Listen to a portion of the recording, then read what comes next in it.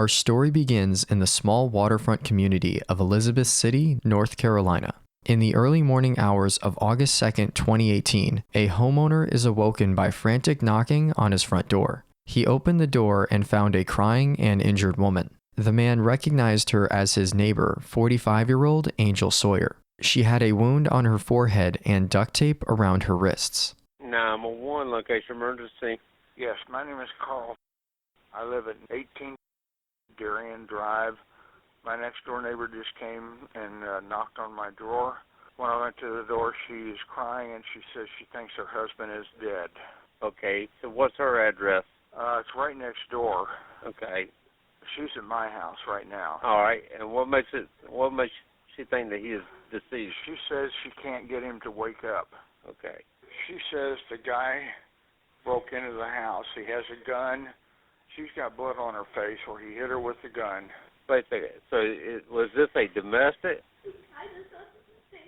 No, this was another guy. Another guy broke into the house? Another guy broke into the house, correct? Not your husband, just, no. She says the guy that broke into the house killed her husband. Okay, all right. Where's the other guy at right now? Where is the other guy out?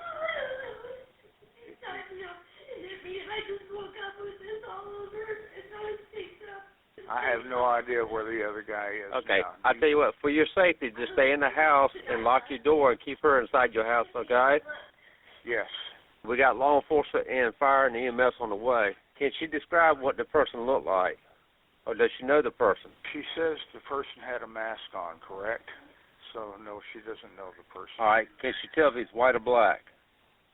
Was he white or black? He was completely dressed in black. Said he was yelling and cussing a lot. He robbed their house, took all their money. Did he have a pistol, a rifle, or a shotgun? What kind of gun did he have? A pistol? A long black gun. He hit her really hard in the head, but it was a pistol, but it was a long one. A long barrel pistol, okay. Mm-hmm. Tied them up in the bathroom. She was tied up also? Yes, she still got some of the tape and stuff on her hands. It's like wideband black electrical tape, is what it looks like. Okay. Is it still on her? Still on her hands. Okay, tell her, do not touch it, do not take it off, okay? Let the officer do that when he gets there, okay? Yeah. Just leave what's on her until they collect his evidence, okay? Right. Because they might have fingerprints on it from the suspect. Right. Can she remember anything else about this person that broke in? She says he sounded white. Okay. Did the suspect shoot her husband, or do you think he's dead because of the injury? The cause of the injury. And the husband's the one that's been injured. She says he won't wake up. Okay. Yeah, I think the police are here. You see the deputy sheriff? I see the police car. Okay. Can you turn your porch light on, sir, and stay on the phone with me? Yeah, it's on. Okay. It's on. It stays on. Yeah, here he comes. All right, I'm going to let you go, sir, okay? You've been a big help. All right, thank you. While Angel remained at her neighbor's, officers arrived at the Sawyer home.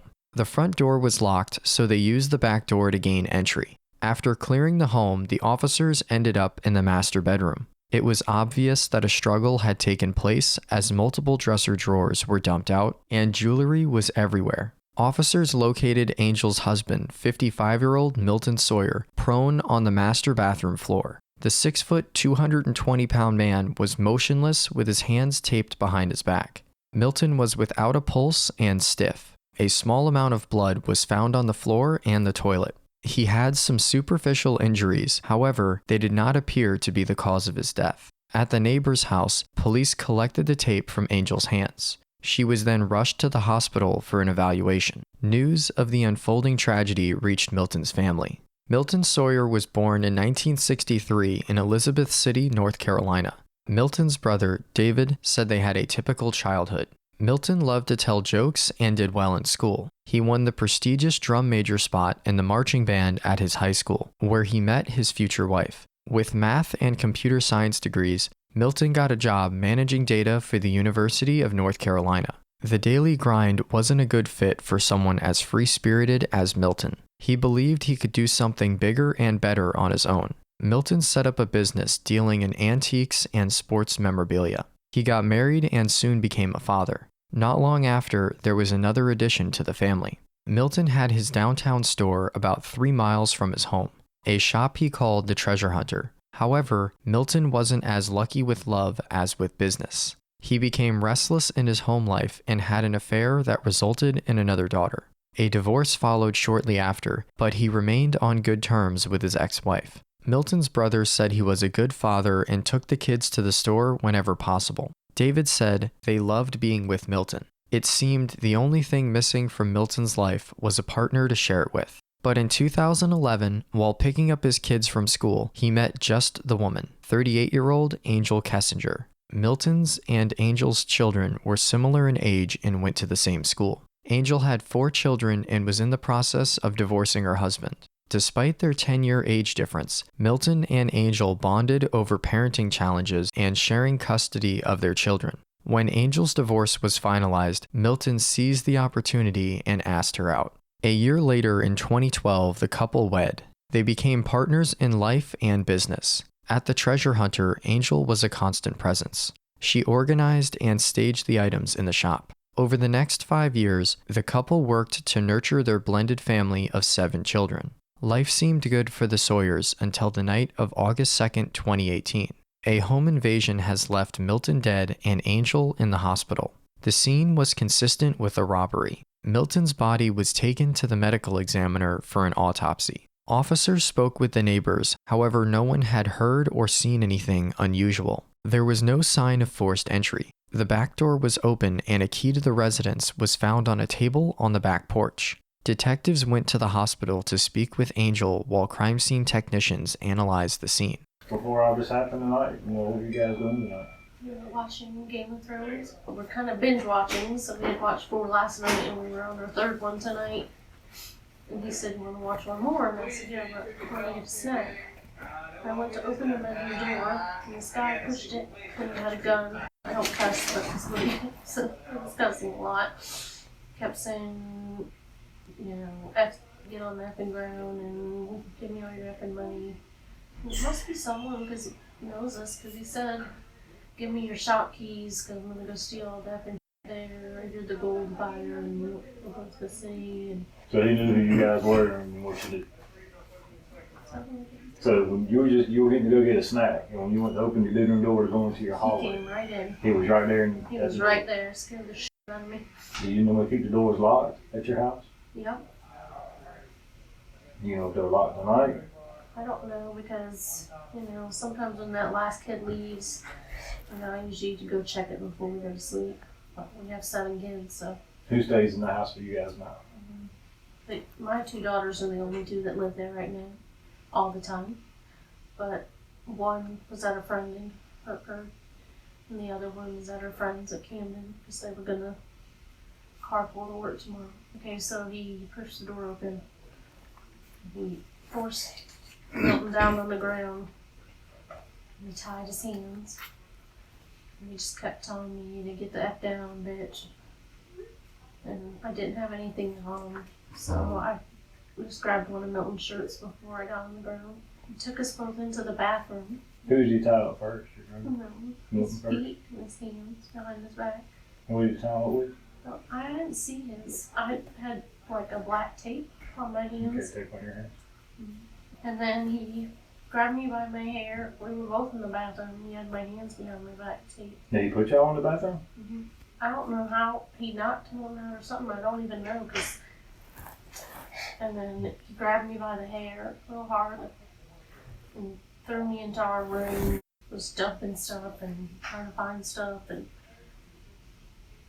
asked for the money, and then he asked for the key again. And then he hit me really hard. My ear was just ringing, and I fell. I hit my head on the corner of the table by my husband's side of the bed.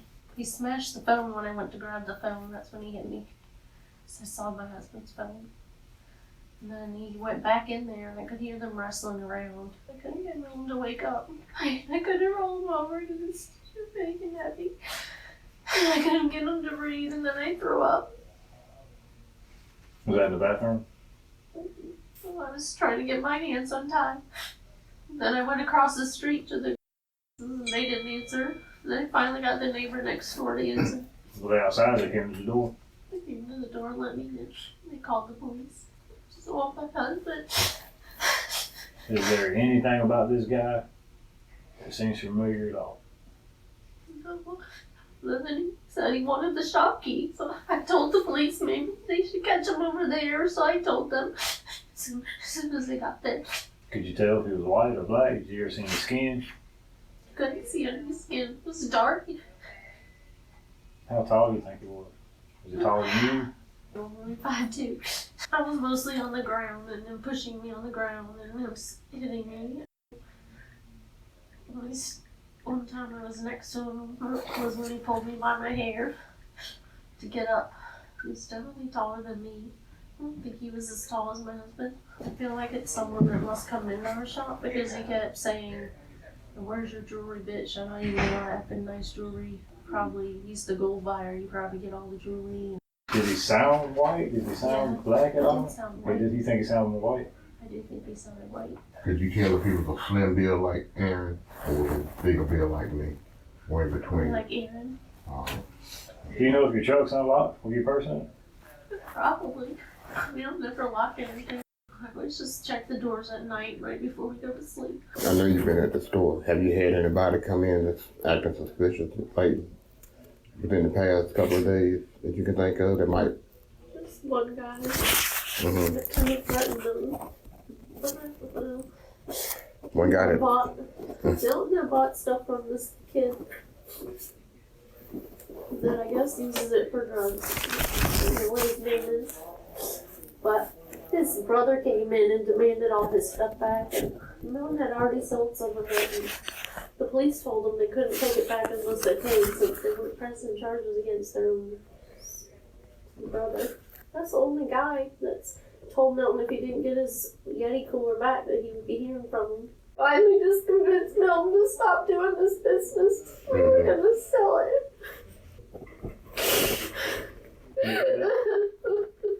Okay, we're going to take you to get a CAT scan right now, okay? So we can get it off, okay? I want my husband. What time did you leave the shop today? It was just after 6. So I remember we went to Tony's and Tony came straight over to the table and was joking that we were early. So you left the shop, you went to Tony's, then you went to the hardest parking lot? We went to Ollie's Ollie's, to get some stuff for the kids for school. Because we have 5 going to college and all this. Then we went to Hardy's parking lot. And then when we were leaving Ollie's, he said, and this is why we had a fight, and I get frustrated. And he told me I didn't like doing this, it was Dylan who just got out of jail. So he met a guy named Dylan. Can you describe Dylan for me? Kind of small. He's always with this one girl. Dylan brought it to the car. I said, it looks like it came off someone's wall, and there's not even a stand. You know, we got in a fight the whole way back. So I said, I don't know why you buy this shit from people. I'm just sick of dealing with drug addicts. I always worry when we meet at Harvey's, because that's another thing. Yeah. I said, how do I know these people aren't going to follow us back to our house? You know, I'm saying it was that kid, but I mean, they could follow us back. But they always usually come in together. That girl, Dylan, and the boy whose brother came in pissed off. do you know what time Dylan called him? Do you know? While we were at Ollie's, Okay. so maybe 7:30. One of them was involved in that whole CVS robbery thing or whatever not too long ago. Okay. Yes, they're capable. Yeah, well. Dylan actually called from jail asking Milton to bail him out. So, no. Wow. And then the girlfriend came in trying to sell stuff so she could bail him out of jail. When was this? It was right after 4th of July. My car, put my cell phone on lock. I'm gonna put that in your purse. Is there anything else you can think of since we've been talking, Angel? I know you've got a lot going through your mind. I just want to know where he is. He didn't make it right. No. I'm sorry.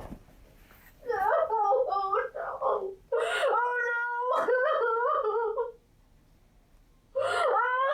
no. Can I still see him?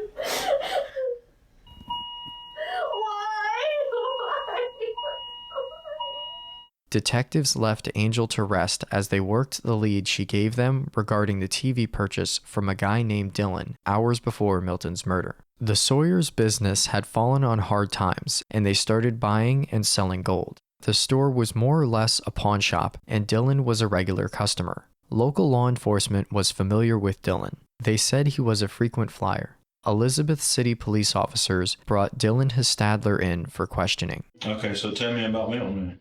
I don't know anything about Milton. Man, you know you've done some robberies. Did you do this? No.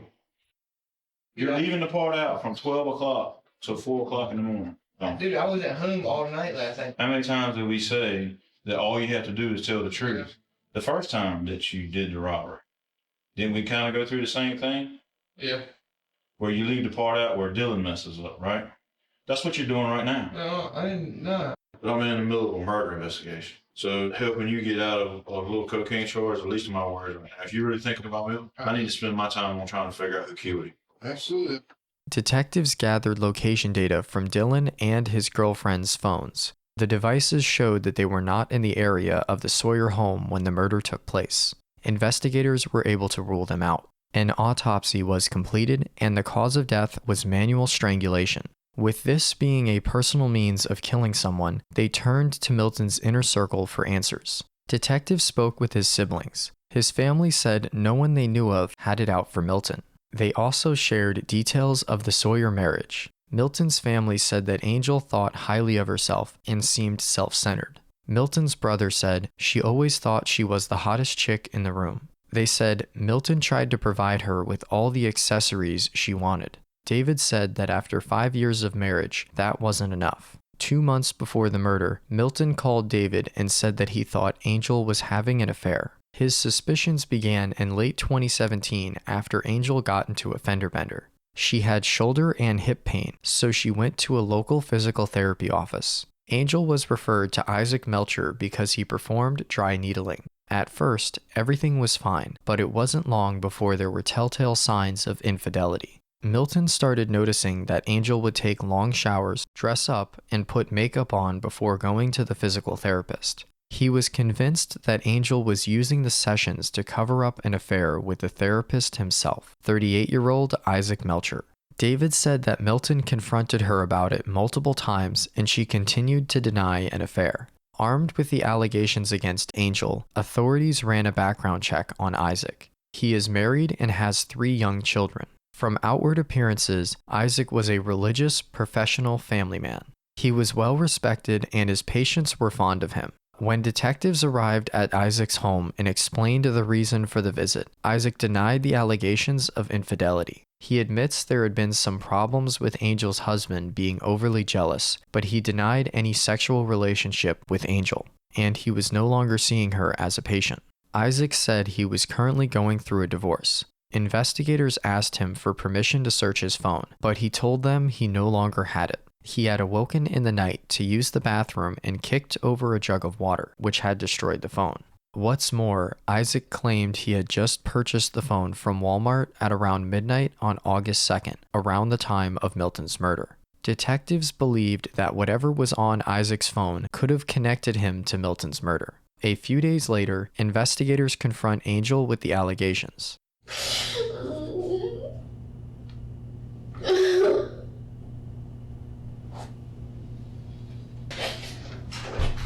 Well, you're going to be completely disappointed in me because I have a blunt issue in the box. But I guess it's better to know. We'll start with easy stuff first. Okay. And when did you and Milton date long before you got married? I was just curious. As long as I know Milton, you've been around, so I know nothing about your guys' background. We dated, I guess, a year. We're engaged a year. What year did y'all get married? What year did you get married? 2012. And y'all don't have any kids together, right? Y'all just both have kids from other marriages. Yes, sir. But between the two of y'all have 7 kids. And y'all have 5 that are in college this year. Yes, sir. Oh my God. We're both sorry for your loss, and I'm sorry you're having to go through all this. you know, people are kind of talking about you and talking to you about, you know, just personal stuff, and we're getting 5 times as much of that about basically everybody that ever shopped at the store. Right. So it's just, there's a lot of stuff coming out, and some of it's not true, and some of it is true. But do you think you'd be okay to talk to us for a little while today? Like, are you I gonna be want to like, clear everything up. I mean, okay, everybody that knows us knows that we have a good relationship. We've had, you know, like any marriage, things. You know, I had a hard time our first year of dating, as you would ask. I found out later, after we were already engaged, that he had been with 2 other women. And it was, but we got through it. I mean, it was hard. He was always very jealous. I mean, it was hard for him because he's always said, "You're so attractive, you could have anyone you want." And, you know, I would always reassure him that I just wanted him. But we dealt with that a lot. A lot of, you know, people would say things, customers, you know, different things. Most people thought I was his daughter. That was hard. yeah, The only recent thing though was I had been in a car accident and had gone to physical therapy, and my appointment had been canceled, so I forwarded him the voice message, and for whatever reason he realized that it's a guy that I'm going to physical therapy with. And obviously, if you've ever been to physical therapy, you're in a room full of people. It's not like, and but it bothered him. Like, he looked him up on Facebook, sent me a screenshot of his picture, said he's attractive, and I said, "No, he's not. I'm attracted to you. I love you. I don't care about this guy." But he was still having a hard time with it. He would get angry every time we went, so I finally just quit. I said, "I'd rather be in pain physically than to make you suffer. If it was that important to you that I not go to physical therapy, I won't go." Everything was great. Everything was perfect. We went to the beach. I believe it was in May. We had been there about an hour or so. Then all of a sudden he became really angry, and I was like, what's the problem? What's wrong? Because I was facing this way towards the houses. He was facing this way towards the beach in our chairs. And he said, "Your effing therapist is here with his family." And I was like, "So? It's a beach. It's full of people. People from Elizabeth City go to the beach." I mean, and he got really angry. He insisted that I planned it. It took a few weeks, but, you know, he eventually was like, "Yeah, I guess, you know, it really doesn't make sense. Why am I gonna meet at the beach with his wife and kids and my husband?" I mean, anybody that knows us that hangs out at the shop knows that I loved him, he loved me, and we were past it all. It had been months ago. Well, did you ever have a relationship with your therapist? Do you even know his name? Well, I mean, I saw him for 2 sessions. His name's Isaac. But, I mean, I never had any relations with him at all. You ever, like, talk to him on the phone, like Facebook, anything? When I was first going there and everything, we talked just because you get to know people. And I knew he had a wife and kids, you know, went to church and whatever. And he started, he wanted me to look at pictures of his family or something. And they had gone on a trip of some sort. But I told Milton, you know, that's what it was. It wasn't anything. And he was fine. I mean, he had put recorders in the car. He had put recorders in the shop. I mean, if I was going to leave him, I would leave him. I wouldn't hurt him. But even then, I wouldn't. I mean, we've been making plans. He and I have been discussing a lot, and can check with other people that hang out at the shop, that we were going to get out of this business because I didn't like it. I didn't like dealing with these drug addicts. It scared me. I didn't like it because I felt like I was supporting their habit. And, you know, he looked at it as a way to sometimes provide for the family. And, you know, we didn't always agree on that. The night of everything, we had been shopping for the girls' college stuff, and he got a call from Dylan. And Dylan wanted to meet at Hardee's. with his girlfriend Robin and bought a TV that obviously had been ripped out of the wall. It had, you could see that, it's in the truck if you want to see it, but I basically was upset with him. And I was crying the whole way home from Harvey's to our home. And I got out of the car, went inside, and he sent me a text, which you can look at, that says that he needs to start taking my advice, that he was sorry, that he loved me. You can see from the post that he's recently posted on Facebook that we had gotten past all of that stuff. I would never cheat on him. It's just not who I am, Well, let's go back to Isaac for a minute.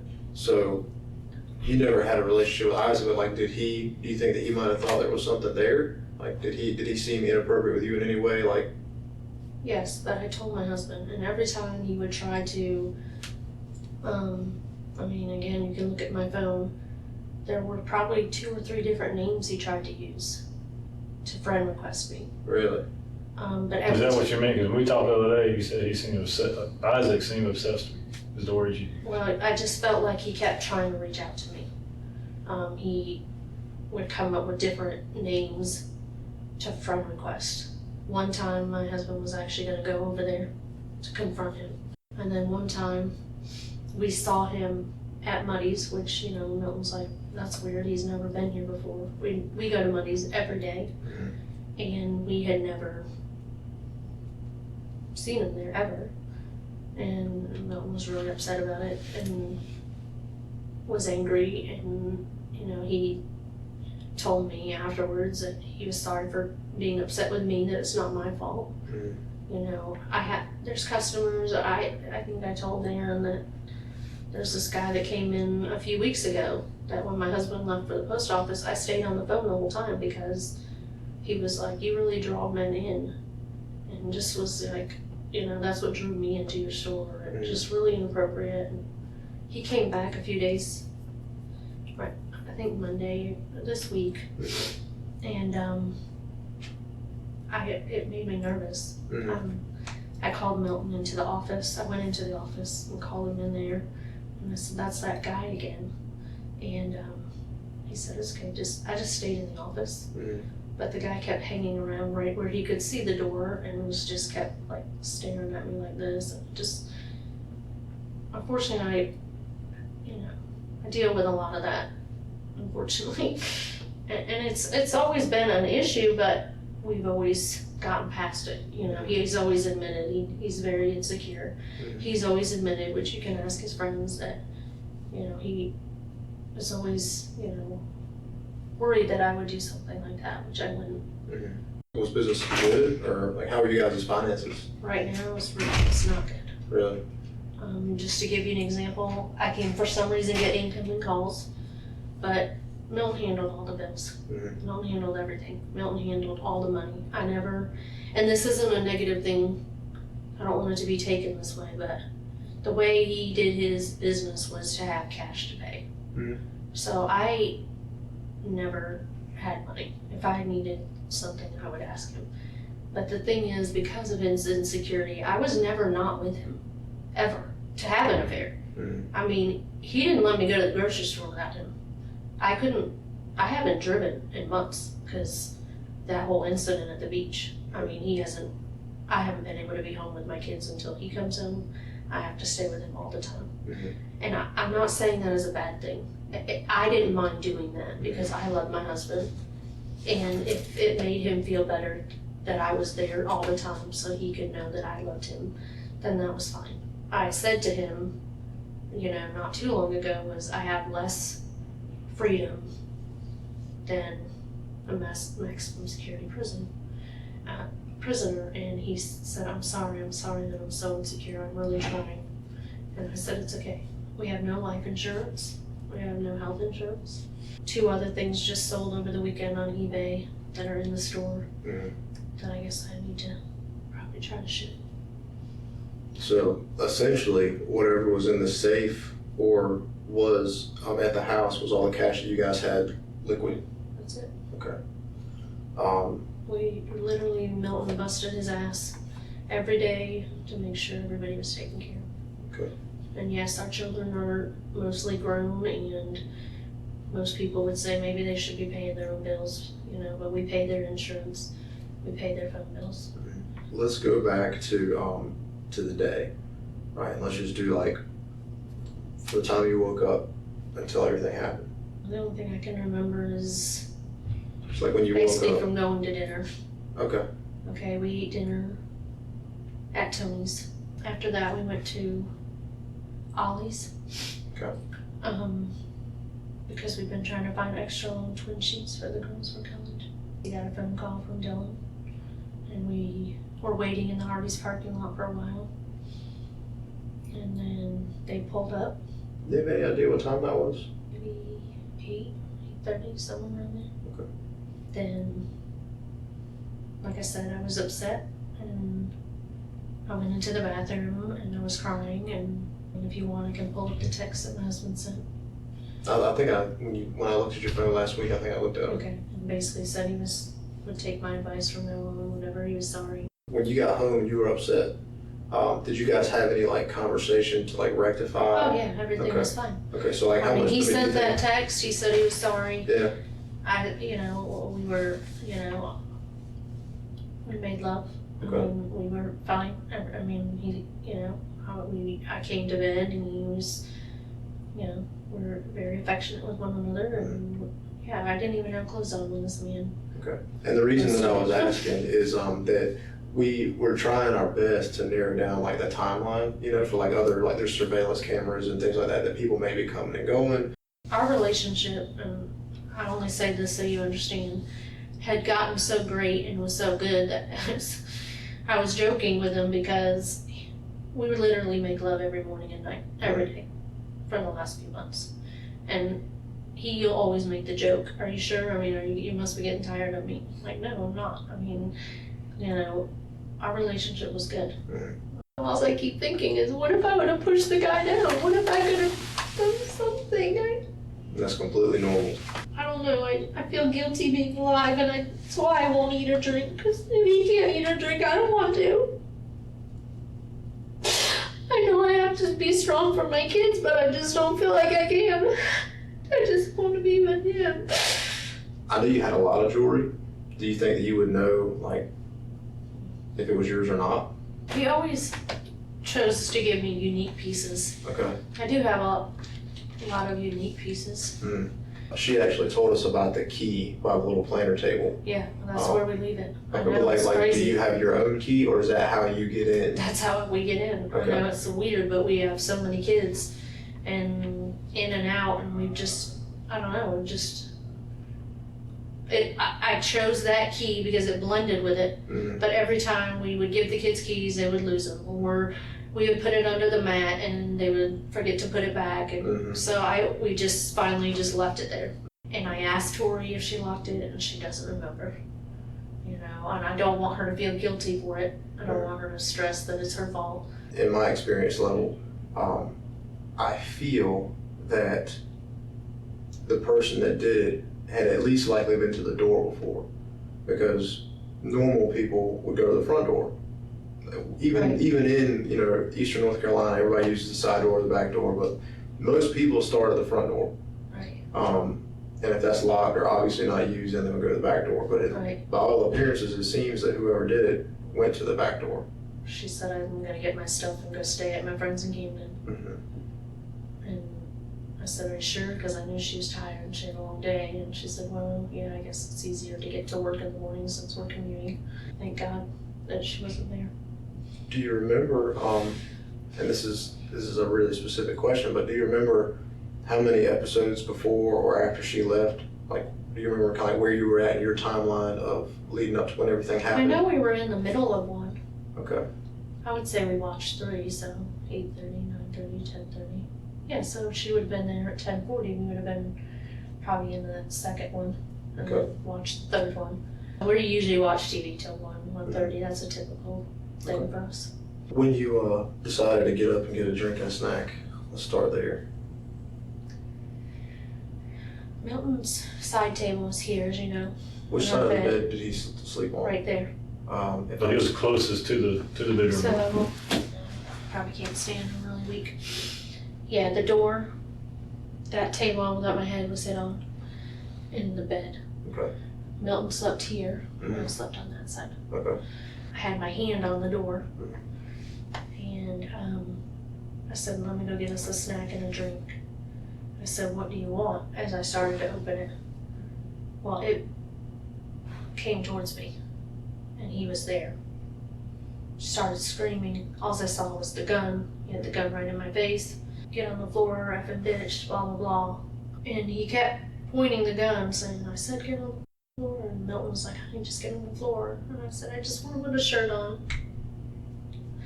I was afraid if I was naked that maybe he would me, and I was scared, so I just wanted to put a shirt on. So I put Milton's shirt on, and then I immediately laid right there on the floor by that chair. And Milton cooperated. He got on the floor as well.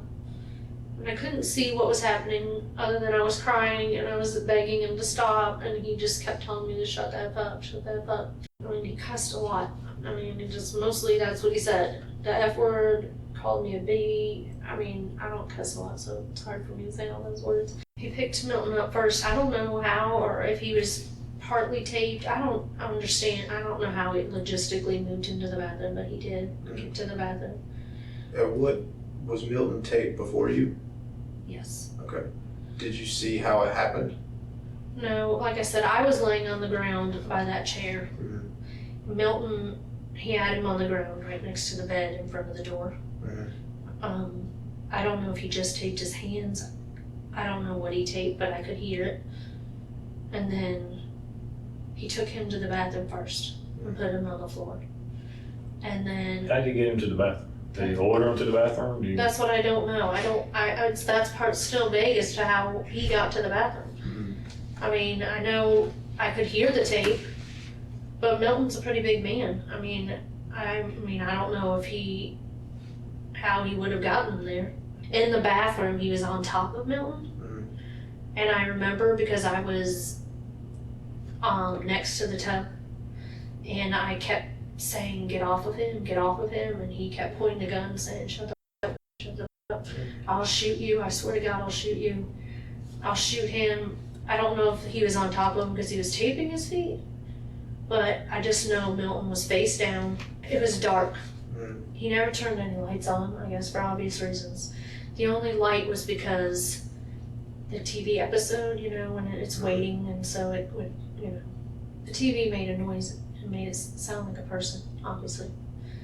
And he immediately panicked, I think, because he was like, I thought you said no one was here. Is there kids here? I swear to God, I'm going to kill them. Where are they? Is there kids upstairs? I mean, he just kept, and he left the bathroom for a second. Mm-hmm. So I was trying to go over to Milton, but then he came back, and then that's when he taped my hands. And he grabbed me by the hair, drugged me into the room. He was out there going through stuff, and he couldn't find the jewelry.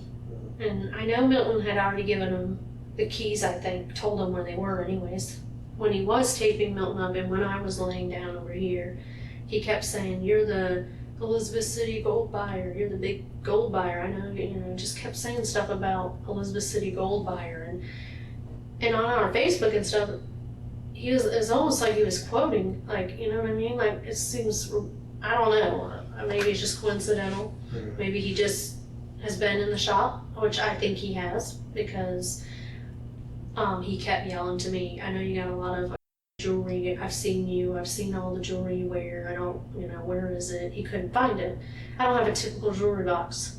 It's a lingerie cabinet, but it's full of jewelry, as you know, you've seen it. So when he drugged me out there, I basically said it's right there. And then that's when he hit me and I went down. How did it hit you? I felt this huge, I don't know what it was, but my whole ear just started ringing, and I went down. And I don't remember much until, I don't know if I went out or if it just stunned me. It was ringing a lot. It was like, excruciating. I was trying to get up because I guess I was in my mind thinking I would call for help. And that's when he came back and again pulled my hand, pushed me down, and I hit my head on the table. and I could just feel my eye filling up with the blood just because, I don't know, head wounds, I could feel it. So I thought I'm just gonna lay here because maybe if we just cooperate, and I couldn't hear Milton struggling anymore. And it was freaking me out. I didn't know if he was cooperating or if he was, I don't know. And I just lay there. I don't know if the guy just thought I was finally out. I don't know. He was freaking out. I dropped my phone. Where's my phone? I'm gonna get caught doing this. What the f? I gotta find my phone. I was laying like this and I could see his phone was right there. So I took it and just pushed it, just so it would be Further hidden? where he could see it, just so he would leave. Oh, gotcha. And then he said, "Thank God, there's my phone." And he picked it up, and then that's when I heard him. I guess he left. I went into Milton. My hands were still tied, and then I went back in there where Milton was, and he wouldn't answer. And I, was hitting it and was trying to move him with my head and trying to move him, trying to get one of my hands out. I threw up a little bit just because I was freaked out, I guess. And then I just went down the street. It was a few doors down, and I knew, and the whole time I was struggling to get one hand out just so I could knock on the door. And by the time I had gotten to his door, I was able to free this hand. I didn't take anything off of this hand because in my mind I was thinking, we might need it. We might need it. That's all I kept saying. I was screaming. I went to my next door neighbor, and I knew they had a dog. I thought maybe a dog will wake somebody up. So I just kept ringing the bell, screaming, begging for help. He came to the door, and then he called 911. Describe the guy. Like I said, he sounded white. I know it sounds weird to say, but when I opened the door, I would say he was not as tall as Milton. He had a mask on. He was wearing all black. What kind of mask? Like a ski mask, like a Halloween mask? I don't know. I just remember I couldn't see anything. It's like a winter mask, like with eye holes and a mouth hole and all that kind of stuff? Yes. Okay. Yeah. You just couldn't tell if he was white or black? I couldn't. I know. It was so dark. And the door and then everything, I never really, other than as far as being face to face with him, the only time was when I opened the door and he was right there. Did you see if he had gloves on? It looked like medical gloves. When he was kind of ransacking and going throughout the house, were you and Milton talking to each other? I couldn't get Milton to answer. And the only thing Milton would say was, "Honey, just calm down, just calm down. We're just gonna cooperate, he's gonna go." When I freaked out was when I was in that room and I heard them wrestling and I could hear stuff breaking. Did you check for a pulse or? My hands were still tied at that point. I didn't get one hand loose until probably right before his house. Okay. I was really having a hard time. It was really tight. Mm-hmm. I kept putting my head on his face, trying to nudge him, so to speak. Mm-hmm. And I laid my head on his body and was trying to listen, but I couldn't hear anything, and then I threw up a little bit. He kept putting the gun right in my face, telling me to shut up when I was trying to talk to Milton. Mm-hmm. And I was begging him to please get off of him. I remember saying that, "Please get off of him, please get off of him," because I didn't know if he was killing him. I didn't know what he was doing. I didn't know why he was on top of him.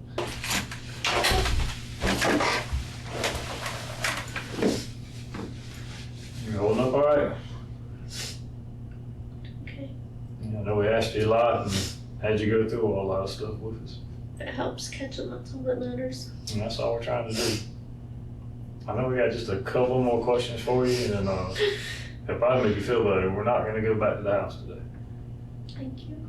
I need to go into the shop, so if you want to go there next, if you need anything, or receipts, or if you need anything. I'm going to go to look at that receipt book just to see who's been in there recently. That's what I'm saying. You can come with me. My briefcase is in there, I hope. You're trying to be careful with the tape, because that stuff we probably want to send to the lab. Did you lose any of the tape? Did any tape fall off of you, do you know of? Or? On my hands? Mm-hmm. Do you remember? Or? I don't remember. I just know that they took it off when I was at the neighbor's. Okay. When you were checking on Milton, you were still taped behind your back? Yeah. I mean, I would have been like this, and then I was trying to get it loose. I don't think I got it loose until later, but I remember leaning on him like this, and I remember throwing up. I still had the tape on. I remember trying to nudge his body. And when you left the house, did you go out the front door or the back door? The door that was wide open, which was the back door. It may have been that I got it loose to get up. I honestly don't remember that part. And do you remember it like ripping when you got your hands loose? Did you maybe slip the I hand just through? kept You twisting, just kept twisting it, and just trying to twist it. I just remember, and I don't remember if it was still while I was with him or if it was. I just remember I had gotten one loose. The whole time I was working at trying to get one hand loose. The whole time, just because I assumed my phone was still there because I wasn't remembering that it was in the car. And I also have a watch, an iWatch, and so I was trying to find that. But I don't, someone had said it was at the end of the bed. I don't know why he wouldn't have taken that. Maybe he didn't want someone to be able to track it. Yeah, that's it. Unless we come up with something else, or if you come up with something else. Yeah, I try to call him if I think of anything or anyone that might be suspicious. The guy's voice, it sounded like a white guy. Did he sound at all familiar? No, and that's why I keep going through my head. I feel like I would have recognized Dylan's voice if it was them. I mean, I know it could be just someone else, but I mean, I feel like I would have. But there's so many people that come in that shop. I mean, if you had a lineup and I couldn't see them, but I could hear their voice, maybe. Mm-hmm. If that's what I need, I will do anything. I just want this person to be found. I mean, I might recognize it. One time, someone brought in a ring, and they said, "This is my son's class ring. I want to sell it." It had my son's engraving in it, Aaron Thomas Kessinger, his year, his class ring that Milton and I paid for. Someone brought in my son's class ring to Milton to sell it. And Milton basically said, I'm not going to give you any money and I'm not giving you the ring. This is my son's ring. And they ran out of the shop. So I literally called my son and was like, Aaron, where's your class ring? Because we spent a lot of money for gold. And he was like, in my glove compartment of my truck. Why? I said, go look. He's like, it's not there. I said, I know, because someone just brought it into Milton. I mean...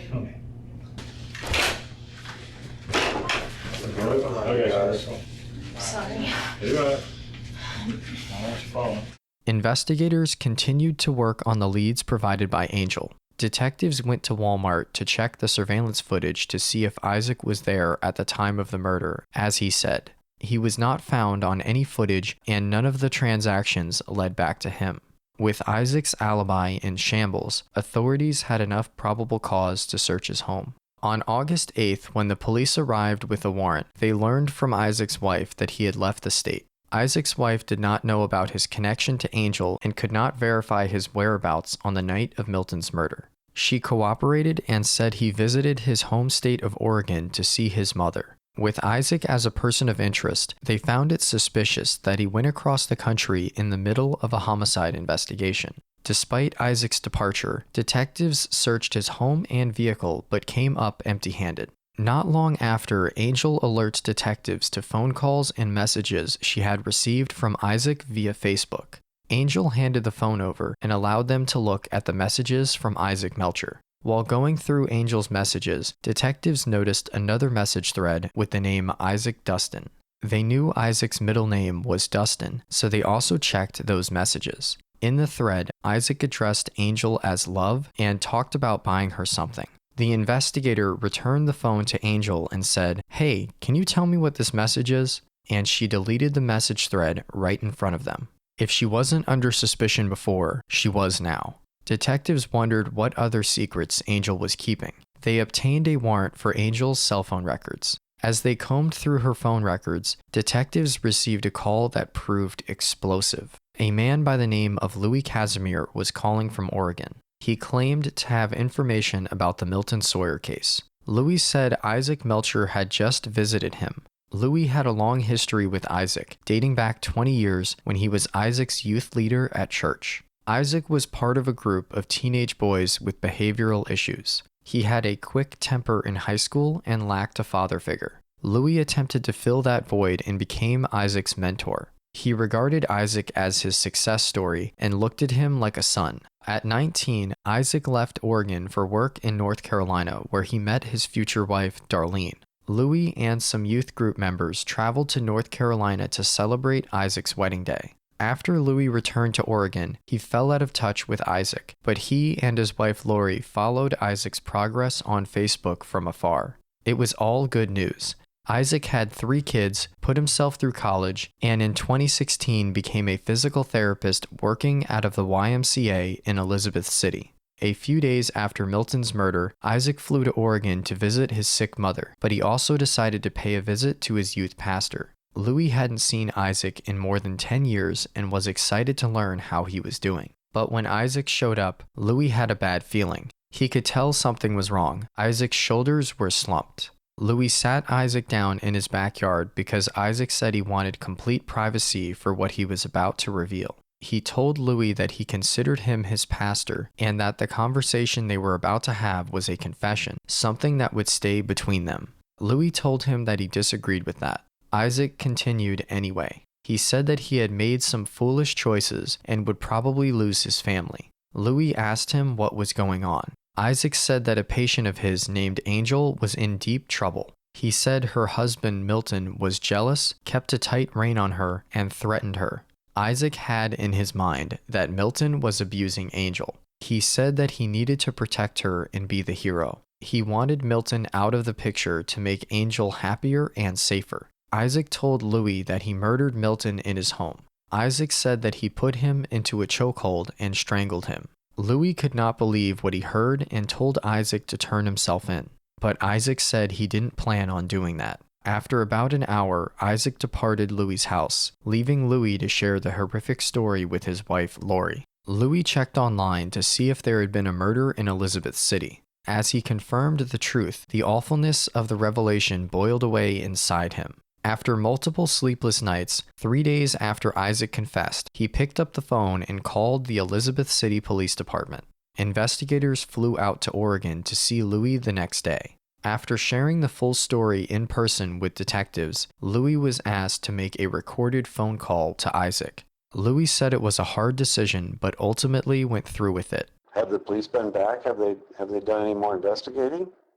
I'll be honest with you, I'm not entirely comfortable speaking about that over the phone.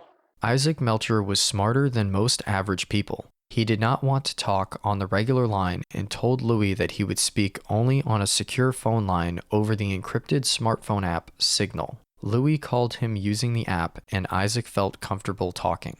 It is secured. It cannot be accessed from the outside. With Isaac unaware of the detective's presence on the other end of the call, they simply placed their voice recorder next to Louis's phone and hit record. Hey Louis, how are you doing? Good, Isaac. How are you? Hi, Louis. Hi, Darlene. How are you doing? I'm well. We got to celebrate our son's birthday, so I'm very thankful.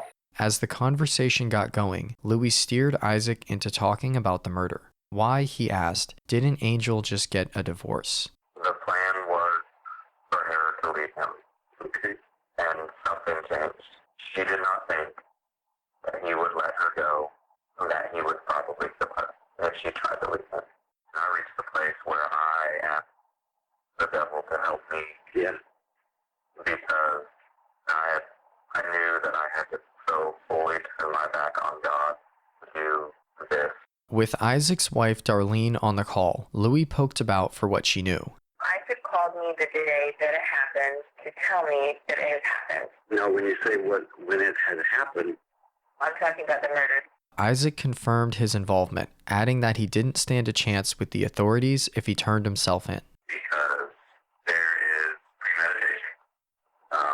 And I will either be alive in prison or I will get the death penalty. What I did was a horrible thing. There was more to the story as Isaac's wife Darlene mentioned an affair. The affair I did not know about at all until the night he told me about it. I've known Angel now for not quite a year, but it reached a place with Angel that it moved way beyond, just somebody that I was having sex with. Then, the story took another bizarre turn. Isaac revealed he and Angel had bigger plans. If somehow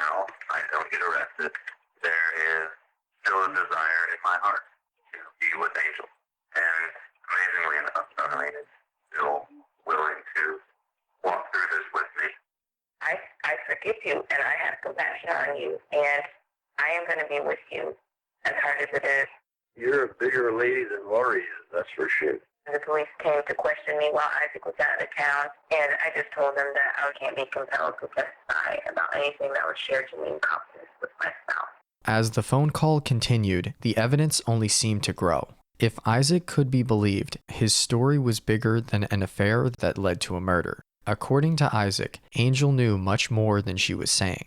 The only reason that she has to not say anything is because there's a good chance that she would be implicated and arrested and go to jail also for conspiracy to commit murder. He mentions that she knew it was going to happen. She knew that he was the killer. What's more, Isaac said he and Angel were still in touch. Has Angel been questioned at all? Oh, I'm sure she has, yeah. When I spoke with her, she was pretty sure that her phone was probably being bugged. But he said she was playing dumb to investigators. She is sticking to her story. She's denying everything. With the phone conversation winding down, All right, Louie. Have a good night. Good night. detectives had enough to get an arrest warrant for Isaac. Back in Elizabeth City, 3 weeks after Milton Sawyer's murder, Isaac was arrested. You're going to be charged today with conspiracy to commit murder and murder. With everything they were hearing from Isaac, the investigators wanted to speak with Angel again. Originally, I want to have some jewelry and stuff I wanted to show you today and talk to you about some other leads we had. And in a turn of events this morning, Isaac has been under arrest. He's come in this morning. Good. So That's him? Well, he's said a lot of stuff about you. About me? Mm-hmm. What? Well, that's what we need to talk about Okay. and get straight. He's told us stuff about the affair, and then things about you want to leave Milton, and so we need to get all that out and open. And something else that we wanted to talk about is that there's I had an interaction a little over a week ago with your Facebook Messenger stuff. Yes, sir. And we've started to get some records back. And it appears that you guys have been in communication for a while through a variety of different apps, which kind of negates what you were saying earlier, that, it was always like a one-sided conversation. I mean, and I had answered in the beginnings, but I mean, my husband was involved in the whole time. Mm. Anytime that, when it was in the beginning, like I said, about just accepting his friend request because he had told me what during the, session that he was on the trip with his family and wanted me to look at the pictures and everything else. Mm. But anything else, There were two-way communications with you guys recently, you know what I mean? So it's like even after the trip to the beach and all that kind of stuff, like there's stuff after that. I have not communicated with him since he called me, Mm. and I called Aaron and told him immediately. Mm. And those 2 calls happened, and I shared them with you immediately Mm. because he had contacted me, and I wanted you to know that he had contacted me. Mm. I have not contacted him in any way, shape, or form, nor communicated with him in any way, shape, or form. Mm. But see, that's the thing. This is what I want to talk to you about. I know that's not true because of what he told us. Like, for example, you told him that we took your phone and had your phone for 5 hours. How would he know that? You had to talk to him. That shows he's telling me the truth. This dude, for whatever reason, he's crazy about you. He's in love with you. But that has nothing to do with me, I swear to you. That maybe it doesn't, but my point is, I think you know what happened. You were there, you know what happened. It was a plan. He's already told us it's a plan. I The didn't difference is plan this. anything. I think you're afraid of him. I'm terrified of him because he's crazy. But you should also be terrified of him because you saw him kill your husband. I do not know that it was him or not him. He did not address me in any shape or form, No, and he was. let's get away from that. Now I'll tell you why. Because the initial plan was to give Milton pills and vodka. Was it to give him pills and Vicodin? I don't even Vodka. have any of that. Pills and vodka. Pills and vodka to make it like an overdose. Yeah. We don't even, unless we're out, we don't even drink alcohol. Isaac told us all about when y'all met. He said it didn't turn sexual until like Christmas of last year, like the end of Christmas. We know that he bought you a phone so that you wouldn't be communicating on that. I have not touched a phone that he purchased. I know nothing about, I do not have a phone that he purchased or any of that. One of his messages may have said that, but I had blocked him. But I do not have another phone. I have not had another phone from him. I swear I will take a lie detector test. I care about you enough. I want to put you in the best light. You understand that? Okay? Yes. I believe that you were there. You know you were there. You know he did it, without a doubt. Based on everything he's told us, there's nothing you can say to me that's going to make me believe anything else. I think this person came in your house. He was in love with you and would do anything to be with you, including kill Milton. But I didn't want to be with him. I understand that. But if he's this obsessed with you, that he would do this, I mean, what are you going to do? You can't tell him no? I didn't. You need to put yourself in front of this, because right now he's trying to throw you under the bus. You understand that? He has told us everything. Yes, if you're afraid of him and he's done all this stuff and you knew about it, but you're just afraid of him, then now's the time. He is locked up in handcuffs downstairs right now. He is not going to come after you. But you need to look out for you. And that means you're going to have to tell us exactly what the deal was. He is obsessed with me. You're right. And I told him that I'm in love with my husband, I'm staying with my husband, and all that. When we were having physical therapy several times, yes, there were probably 2 times that you can go ask other people, that I was crying and upset because Milton was mad at me for coming to physical therapy. I in no way, shape, or form wanted to be with this guy, ever. He made it very clear in some of his messages that he was obsessed with me. And he had said different ways of which he could get rid of him. And I explained to him that I was not interested in anything like that. I love Milton. I want to spend the rest of my life with Milton. And when he came in, it did not click with me, honestly, who it was, because it happened so fast until he was on top of Milton, and I was begging him to please stop. I love my husband. I want to be with him. Please stop. And that's when you put the gun in my head, and he said, "Shut the up, bitch. This is gonna happen, blah, blah, blah." And I said, "I will never be with you. I will never be with you. You're terrifying me. I hate you." All of those things. What was the plan he was telling you? He was telling me that he had gotten some prescription for some kind of car accident him and his wife were in. And he had asked me if I would get some pills and leave them outside so he could, leave them somewhere so he could crush them up and he'd put them in. And I just kept ignoring it and ignoring it and ignoring it. And I never in my life thought that they would come to this. But I did not plan this. It was not me. I have no desire to be with him. I have nothing. Let me ask you this. He knew that there was no kids that night. Did you talk to him? How did you know there was no kids there? No, I didn't. And that's not talking to him and, hey, tonight's a good night to do something. No, I I like swear that. to. Did you talk to him at all? I never talked to him. When that door opened, the door, and he was right there, I had not spoken to him at all. It completely caught me off guard that somebody was there, and everything up until the bathroom when he was on top of him, and I kept saying, "Please get off of him, please get off of him," and he heard the TV. He asked if there was any effing kids there. He left the room. When he came back, I still wasn't real sure, but then he was like, "What, are you afraid of me now? Are you afraid of me now?" And I was like, then it clicked. He's psychotic. I mean, what is he doing?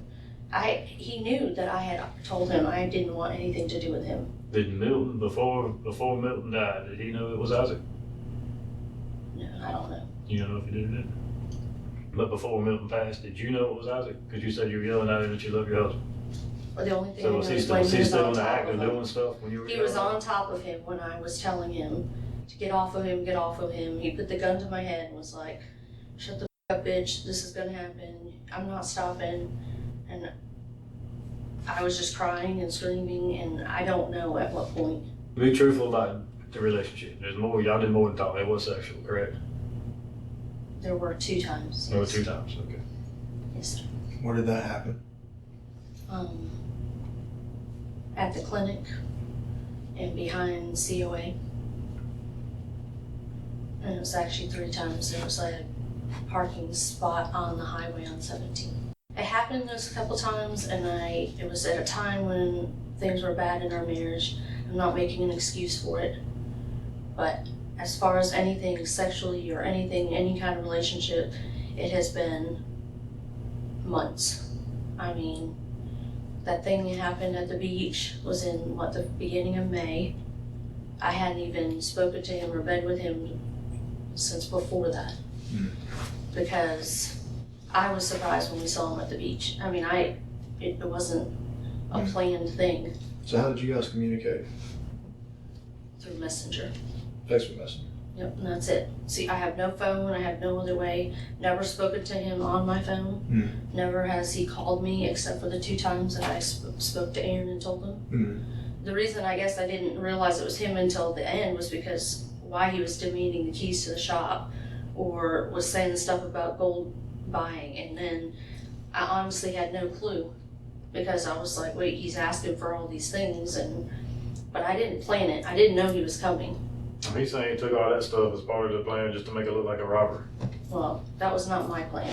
That's all he's saying. But he's saying, and I'm telling you, he's saying it's all pre-planned between the 2 of you. And that you talked in the hallway when you went out to get a drink, that you met him in the hallway and talked about it. And the only reason he knew to come was because the kids were gone.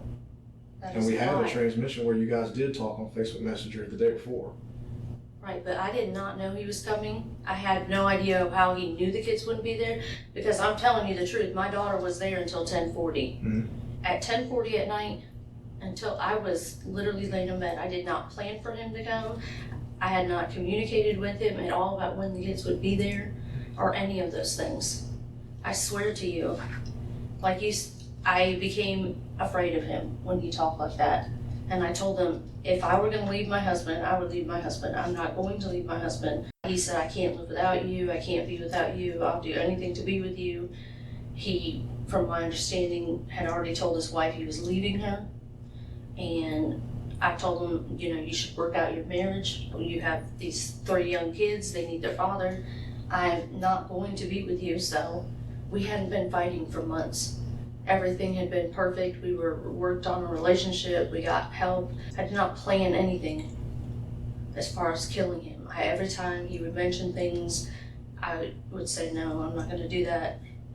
So he may be using the word plan, but he did discuss it with you, what he wanted to do. He asked me about the pills. Asked if I'd be willing to give him the pills. And I'm just saying, from his perspective, he may be thinking y'all are having a conversation. I guess. You see what I'm saying? Right, but I didn't. And that's what I'm trying to get. So what else was he telling you he wanted to try to do, or what was the conversation? That's the only thing he ever said, as far as anything with regards to him, that I can recall, was to crush up pills. And does he ever drink alcohol? I said no, and that's it. I mean, that's what he planned on. He had asked me to do. That's the only. And did he try that when he first got there? Did you try to get him to take pills? No, I have never given him. I never did that. I never took any pills. I never crushed any pills. I never gave Isaac any pills. None of that stuff. None of it. But did he try to do that when he got there? Did he try to make Milton take pills? No, not to my knowledge. And then when did he actually smack you? Because he's telling us that after everything was over is when he smacked you to make it look like you were beat up and he taped you up. No, when he came, that's when he took me out of the bathroom, and I tried to go back in to see if Milt was okay, and he said, "No, he's already dead. He's already dead, bitch. There's no way you can save him." And that's when I went towards the phone, and he hit me right here. Is that how he talks to you? No, Like I've never.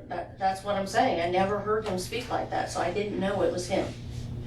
Because and then that's when I freaked out and I was terrified, because I never heard any of that kind of talk. I've never heard him talk like that. I've never any of those things, but I didn't plan anything. It was not my intention for him to do that. What did he tell you when he left? Because he said he had a conversation with you before he left that night. What did he say to you? I mean, you knew it was him, so. When he left, Yeah. the only thing he he said said. he talked to you. Yeah, the only thing he said to me when he left was, this is the story you're gonna tell the police, and if you don't, then I'll come after you and your kids.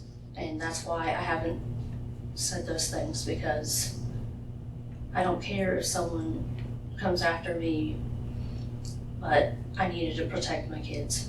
After the kids were gone to school, then I was gonna have a meeting with you, to be honest. I just needed them to be gone so that they were protected, and he couldn't find them. First time he called, he said, I need to talk to you. I said, no, I'm not talking to you. I hate you. I want nothing to do with you. I'm terrified of you, and I hung up. Then he called right back. He said, you mean you're never gonna talk to me again? I can't live with this. I can't handle this. I did this because I want to be with you. You're telling me you don't want to be with me. I said, absolutely not. I said, I'm terrified of you. I don't want you contacting me. And he said, well, are the police talking to you? And I said, yeah, of course they're talking to me. They've had my phone for 5 hours, all that stuff. I said, and I'm gonna hang up the phone and tell them that you called me and contacted me. And I'm gonna show them if you message me. I never responded to those 2 message things that I sent to you. And I never spoke to him again except for the phone call, which I told you. And that's it. Did he ask you what you told us, if you were sticking to the story or anything when you talked to you? No, the only thing I said to him was, I said, the only thing I know is that they don't know who did it, and I did what you told me to, so don't come after me, don't call me, don't talk to me, don't try to, don't hurt me and my kids. I said, but I don't want anything to do with you. So I'm gonna call the detective as soon as we hang up, and I'm gonna let him know that you called me. So you would be smart to not contact me ever again, and he hasn't. What would be his reasons for coming and telling us everything he's told us? I have no idea. From the first day you met Isaac, let's just start there, and let's just go through your whole relationship until today. We had physical therapy, obviously, and then. And why were you in physical therapy? I was in a car accident Okay. for my knee and for my neck. Okay. I continued physical therapy, and he does needling, like acupuncture. I started maybe in September.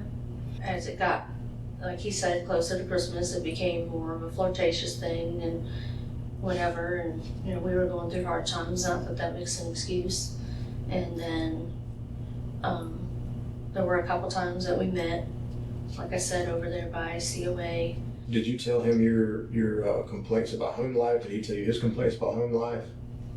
I think, not that I had done that, but I think during physical therapy, like I said, Milton didn't like me going because he was, jealous, and obviously rightfully so. So I finally quit. And unfortunately then I was still going through a lot of pain. And so Milton said, you just need to go back. And I said, no, because I don't want you to be upset. He said, I'll try to be not upset about it. And then I started back at physical therapy. And then started, somewhat, I guess, of a relationship. As far as I knew, he was happily married with kids. He told me he would never leave his wife. He would never leave his kids. And that's when I realized that it was stupid for me to do this. He made it very clear that he was never going to leave his family. He was never gonna be with me, so what's the point? So I just made that decision that I was gonna stay with my husband, and my husband and I were gonna work things out. We sought counseling, and at that point he started messaging, well, what if we did this and this? And I said, I'm never gonna leave him. I said, because I don't wanna be that woman who's divorced twice. I said, I get it, I know that I cheated on him. That doesn't make me, it makes me a horrible person. I said, but I'm gonna stay with him anyways. And then he started messaging like, well, what if you were dead? Then would you be with me? And I said, I don't understand what you mean. Obviously he's not dead. Then he was like, well, I would be willing to do that for you. And I said, I don't want you to do that. I'm not interested in that. Well, you wouldn't be any part of it. I said, I don't want you to do it. Either I'm a part of it or not a part of it. One time he sent a message and was like, you shouldn't be up so late. And I was like, well, what are you talking about? Well, I came by and you and your husband were still up. And I realized that he had was literally psychotic. I kept saying, leave him alone, get off of him, leave him alone. And he said, you know, shut the f up, and put the gun to my head, and bitch, this is happening. I don't care if you wanted to or not. I'd rather go to jail and you be free from him, and I don't have to wonder and worry, but wonder if you're having sex with him or that you're still together. And like I said, my husband and I's relationship had done a 180. We were making love twice a day. We had, if you go in the room right now, you're gonna see the stuff that we bought that we were gonna do a photo shoot. So how do you think he got into the house? Did he know there was a key in the back? Did you leave the key for him? Did you know I don't hide know. the key somewhere? No. We always leave the key on that little table. I know my daughter told you that. And it blends in with the table, so I don't know. And I don't know if my daughter left the door unlocked or he used the key. I don't know. Has he ever been in your house? Hmm? Has he ever been in the house? Only one time he told me, not with me there, that he unlocked the door and came in just to see if he could get in the house without Milton hearing him. Mm-hmm. And I told him that's really effed up and creepy, and why would, and that was the same night that he said we were up late watching a movie. Mm-hmm. When you open the door that night and he's standing there, Mm-hmm. he tells us that when you came out that he has a conversation with you before he goes in the room. No, that is a lie. I swear to you, that is a lie. I opened the door and the door pushed open like this. And he immediately started screaming and yelling and cussing, and I had no idea it was And him. how was he really? Was he really dressed in black? Was he just himself? He was all he in like black. normal? Nope, he was all in black. Right down to the shoes. He had a mask on that was a dark gray. You could not see anything. That is the truth. And what point did you know it was Isaac? I mean, you're in When the he bathroom stuck the now. gun to my head in the bathroom, I was screaming and yelling, get off of him. So you already know it's Isaac now. At that point, that's when I realized that it was him. And that's when I really was like, please leave him alone. I told you I don't want to be with you. I told you that I'm staying with my husband. I haven't communicated with you. He said, I know, and that's why I freaked out. I don't know why I did this tonight. I don't know why I lost it tonight, but I lost it, and I needed you. You're not talking to me. You haven't picked up the phone, and I bought this phone for you to talk to me. You're not talking to me, and I said, I told you why I'm not talking to you, because that's my husband. I love him. Get off of him. Get off of him. Please just And what's he leave him doing? alone. What's he doing in the middle while y'all are having this I don't conversation? know. It was dark. I mean, the only light, I was over here by the bathtub, and he was right here, and the toilet's right here. And the only light was from whatever the TV light, 'cause the whole house was dark. And I couldn't see him. I still didn't even know until about halfway into that. He was on top of him, which is what I had told y'all before, but that's all I know. I don't know what he was doing. I just knew he was on top of him. And was Milton struggling? Could you hear him struggling or anything at this point in time? No. Because by then he also knew who it was. Yeah, so If you're having that conversation with him, he also knows who it is. Well, he never addressed himself. If you Yeah. said, I Yeah. told you I didn't want to be with you, Right, and your husband's in the exactly. room, Right. No, I have to assume that. You're right. when you said that he had a conversation with you about what you were going to tell the police, what did he tell you to tell us? That basically someone had broken in and that they So- stole the stuff, which is, what you really did do. When you called Aaron and told him that he had called you, and we looked at your Facebook messages, and we found the one, why'd you The one delete it? about a raincoat. What's that?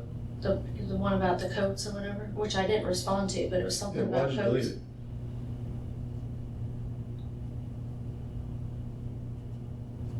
I guess I just got scared. Because it doesn't look good. You know, I mean, it honestly makes you look a little bit manipulative to call us to come talk to you about Isaac calling you and then delete evidence of contact with Isaac right in front of us. I understand that. Just the perception I understand.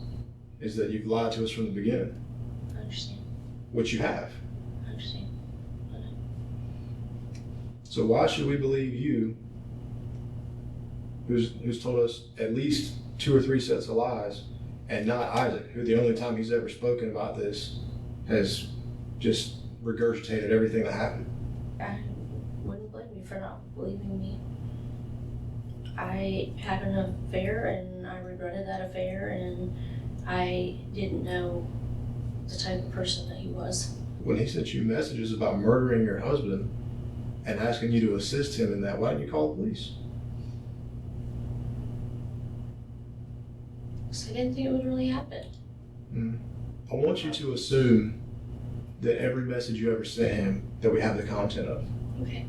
Do I think that there was a plan? Yeah, I absolutely think there was a plan. Whether or not you took it serious or didn't, at some point in time, you did not convince him to not murder your husband. I tried. I thought I had. I didn't know he was coming that night. I didn't go get the phone because I didn't want to communicate with him. Where was it supposed to have been? He had left a message that it was behind the trampoline somewhere in this little area that's part of our pool house shed thing. Not the separate one, but this one. But I never went back there. I never went and looked for it. I never picked it up. I assumed he was getting the message.